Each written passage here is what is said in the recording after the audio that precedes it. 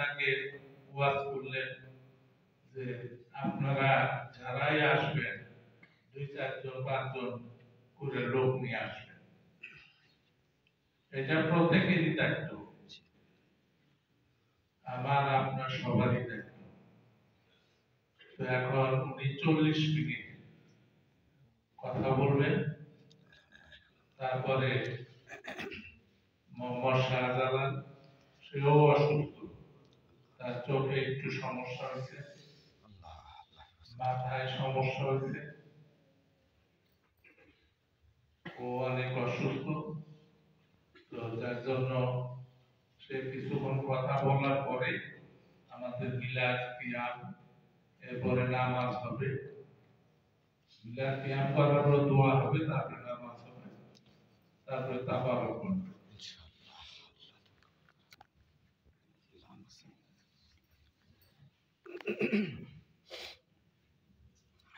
السلام عليكم ورحمة الله تعالى وبركاته. وعليكم السلام. الحمد لله نحمده ونستعينه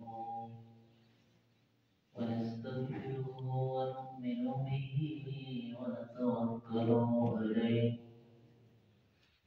ونعوذ بالله من شرور أنفسنا من سيئات أعمالنا. من يهده الله فلا مضل له ومن يضلله فلا هادي له.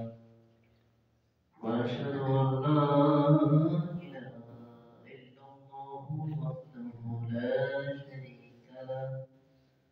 ونشهد أن سيدنا ومولانا محمدا عبده ورسوله أرسله بالحق بشيرا ونذيرا وداعيا إلى الله بإذنه وسراجا منيرا. فقد قال الله تعالى في الكلام المزيد والفرقان الحميد.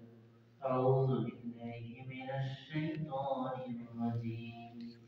بسم الله الرحمن الرحيم. ورفعنا لك ذكرك. قال رسول الله صلى الله عليه وسلم: الأنبياء والأولياء يصلون في قبورهم كما يصلون في بيوتهم. إن الله وملائكته يصلون على النبي. يا أيها الذين آمنوا صلوا عليه وسلموا تسليما. صل على سيدنا مولانا محمد وعلى علي سيدنا مولانا محمد. اللهم صل على سيدنا مولانا محمد وعلى علي سيدنا مولانا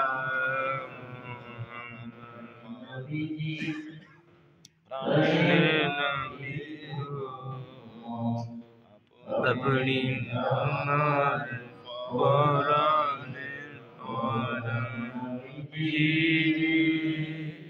अनिल नाबी गो अपनी अमर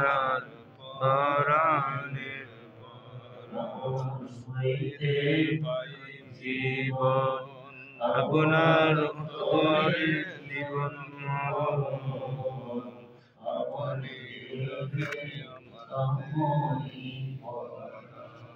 আপনার হইতে আইসি গো আপনার তোরে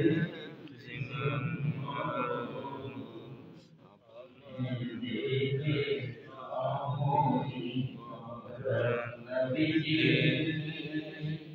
আগে নবী আপনি আমার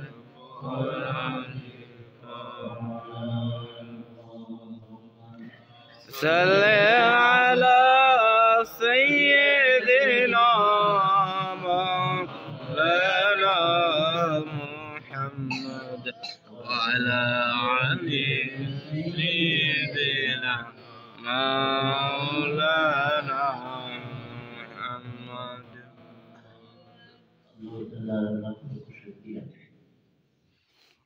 আল্লাহ আমাদেরকে অনেক মুশকিলগুলো কলমকে হাজির দেওয়ার তৌফিক দিয়েছেন।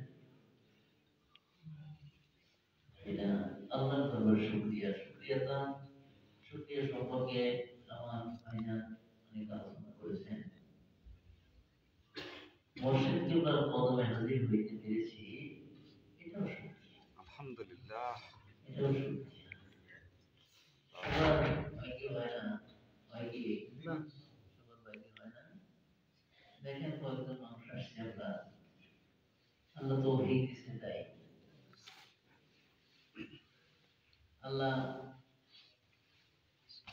আমাকে যে তৌফিক দিয়েছে এর জন্য শুকরিয়া। আমি অবশ্য মাহফিলের ব্যাপারে সবসময় চিন্তা ভাবনা করি আগে থেকেই, যেহেতু আগে মাসের মাহফিল, আমরা তো সাধারণত ইংরেজি মাসের মাহফিল আসি, আইসে বাইরে পড়ি, কিন্তু বাইরে পড়লেও আমি চেষ্টা করি মাহফিল ক্যান্সেল করতে, যদি পারি ক্যান্সেল করি, না হলে অন্য কোনো প্রসেস করে আসি। আমাদের গ্রামে একটু মাহফিল ভাইজান বলছে, বিরাট মাহফিল, অনেক বড় বাজার যে হইতেছে, এটাকে মেলা বলে কি, জি কঠিন বাজার, কঠিন। গরু খাইলে উঠে না, গরু উঠে না, আর সব উঠে। কিসের মেয়ে মানুষ, কিসের পুরুষ মানুষ, একাকার, কঠিন অবস্থা। কবরস্থানের মাহফিল, আমি মাহফিলের মাগরিব থেকে এসে পর্যন্ত, সারা আজানের আগ পর্যন্ত কথা বললাম, মনে হয় 35, 36, 37, 38, শেষে 40, 45 জন মানুষ ছিল মাহফিলে। না হইলে এটা তো, তবে যে আমি একটা কথা বলি, কখন প্রেমিক নজরুল রহমান ছিল না কেউ ধারে, প্রেম ডুবুরি হয়ে যায়, ডুবলো তো সাগরে। আসলে আসলে তাই।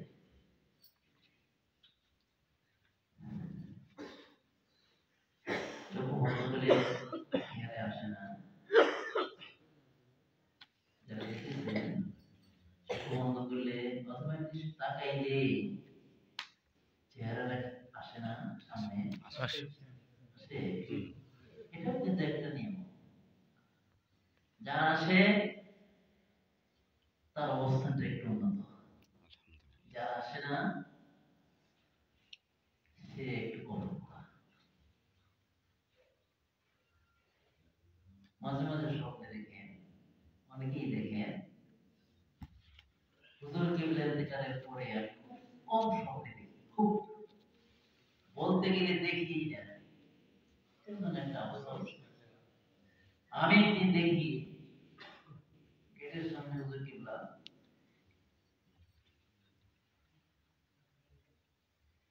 কি যেন খাবার বিতরণ করতেছে, সবাই নিতেছে, গেটের সামনে দাঁড়িয়ে দাঁড়িয়ে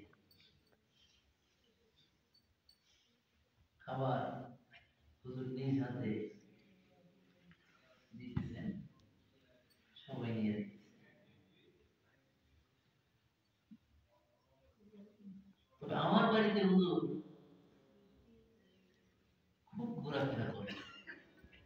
কিন্তু আমার সাথে দেখা কম দেয়, বুঝি আমার সাথে দেখা যায় না। আমার বাড়ির অন্যদের সাথে প্রায়ই দেখা যায়, প্রায়ই। আমি খুব কম দেখি। এটা হয়তো আমার কপাল মন্দ, মহব্বত হয়তো কম আছে, হয়তো বেদবি করেছি, এরকম হইতে পারে। অথবা অনেকটা এরকম হইতে পারে গভীর প্রেম একটু দূরেই থাকে, এরকমও হইতে পারে। এটা আল্লাহ কোনটা হবে সেটা হুজুর কেবল ভালো জানেন, আল্লাহ ভালো জানেন। সে যাই হোক, আমি একটা হাদিস বলছি, আল আম্বিয়াউ ওয়াল আউলিয়াউ ইউসাল্লুনা ফি কুবুরিহিম কামা ইউসাল্লুনা ফি বুয়ুতিহিম। আউলিয়াগণ অর্থাৎ আল্লাহর নবীগণ, রাসূলগণ এবং আউলিয়াগণ, এরা দুনিয়াতে জীবিত থাইকা তাদের ঘরে যেরকম নামাজ পড়ছে, কবরেও ওনারা ওইরকমই নামাজ পড়ে। সুবহানাল্লাহ। এখানে আউলিয়াও উল্লেখ করা হয়েছে, নবী রাসূল, আম্বিয়াও উল্লেখ করা হয়েছে। আল আম্বিয়াও ওয়াল আউলিয়াও দো দলকে উল্লেখ করা হয়েছে। মুসা আলাইহিস সালামকে আল্লাহ রাসূল দেখলেন মেরাজ শরীফে যাওয়ার সময়, দেখলেন যে মুসা আলাইহিস সালাম কবরে দাঁড়িয়ে নামাজ পড়তেছে। মাদাইনে যখন উনি ওদিকে যখন বড় দিয়ে দিয়েছেন নামাজ পড়তেছে। আবার এটা কি বিদ্যুৎ গতি তো বলা যাবে না, বিদ্যুৎ গতি তো সামান্য, তাই না? তার চেয়েও বেশি গতি। বাইতুল মুকাদ্দাস হাজির হলেন, জিবরাইল আলাইহিস সালাম আল্লাহর রাসূলকে নিয়ে গেলেন। লক্ষ লক্ষ নবী রাসূল তারা নামাজের কাতারে দাঁড়ানো, সেখানে কিন্তু মুসা আলাইহিস সালাম দাঁড়ানো ছিল। কি গতিতে রাসূল আসছেন, বোরাকে সওয়ারে কি গতিতে আসছেন, উনি তো দেখেই আসলেন কবরে দাঁড়িয়ে দাঁড়িয়ে কি করতেছে, নামাজ পড়তেছে। আবার বাইতুল মুকাদ্দাস এসে দেখলেন নামাজের কাতারে।